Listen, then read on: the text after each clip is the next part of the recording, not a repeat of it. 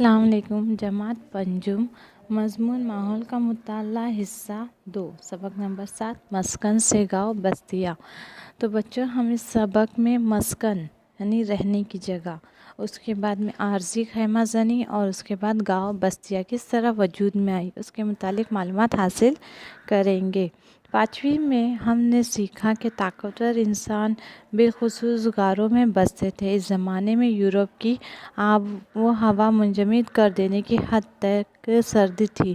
الاؤ کا استعمال کرنے اور کھال کے کپڑے پہننے کی وجہ سے وہ اپنے آپ کو سردی سے محفوظ رکھتے تھے، لیکن اتنا ہی کافی نہیں تھا۔ یعنی انسان کی جب شروعات ہوئی تو اس کے جسم کو ڈھانکنے کے لیے وہ کیا کرتا تھا؟ جانوروں کے چمڑے کے بنے ہوئے گرم کپڑوں کا استعمال کرتا تھا، اور سردی سے بچنے کے لیے وہ جانوروں کی کھال کا استعمال کپڑے کے طور پر کرتا تھا، الاؤ جلاتا تھا اور اس طرح اپنے آپ کو محفوظ کرتا تھا۔ لیکن پھر اسے ایسا لگا کہ اسے رہنے کے لیے کوئی جگہ کی ضرورت ہے، تو وہ غاروں میں رہنے لگا، پتھروں کے اندرونی حصے میں، اور وہاں پر جو ہے کھال سے گرم خیمے بنانے لگا۔ اس کے بعد اس نے سوچا کہ اب وہ کھلی جگہ میں رہے گا، تو وہاں پر وہ جھوپڑیاں بنا کر رہنے لگا۔ پھر اس کے بعد اس نے عارضی خیمہ زنی کی، یعنی جب اس کو ایسا لگا کہ ہمیں ایک جگہ رہنے کی ضرورت ہے، جب اس نے مسکن یعنی رہنے کی جگہ تلاش کیا، کھلی جگہ میں جھوپڑی بنا کر رہنے لگا، تو پھر اس نے عارضی خیمہ زنی کی۔ خیمہ یعنی کسی چیز کی مدد سے رہنے کے لیے جھوپڑیاں بنائی۔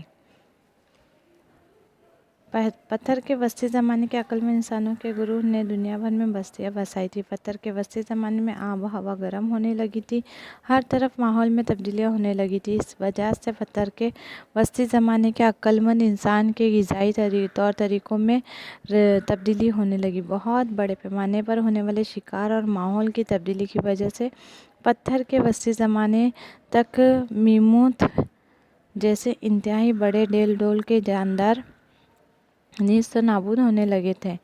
اس لیے عقل مند انسان شکار کے ساتھ ساتھ بڑے پیمانے پر ماہی گیری کرنے لگا تھا۔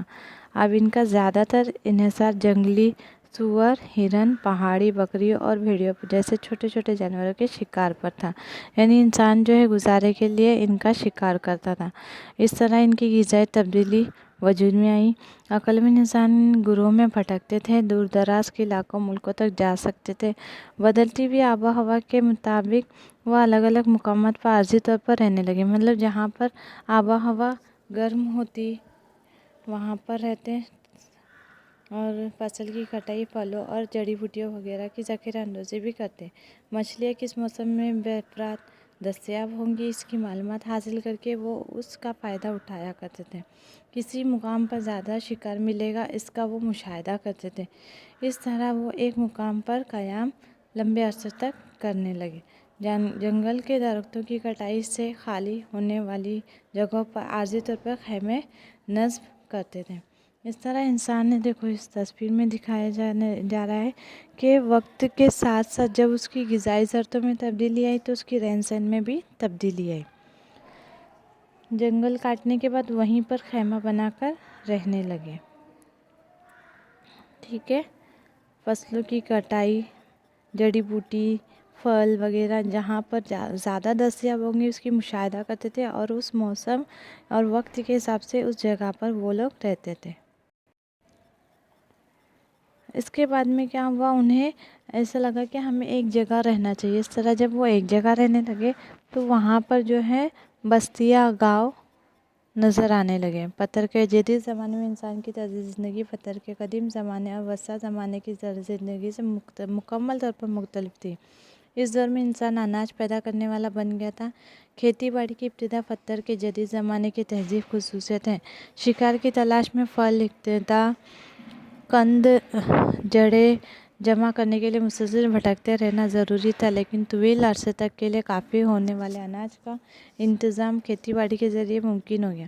تو انسان کو ایسا لگا کہ ابھی اگر ہمیں ایک جگہ کافی عرصے تک رہنا ہے تو وہاں پر وہ کھیتی باڑی کرنے لگا۔ اس طرح مستقل طور پر شکار کرنے کی ضرورت باقی نہیں رہی، اس وجہ سے مسلسل بھٹکنے کی بھی ضرورت نہیں رہی۔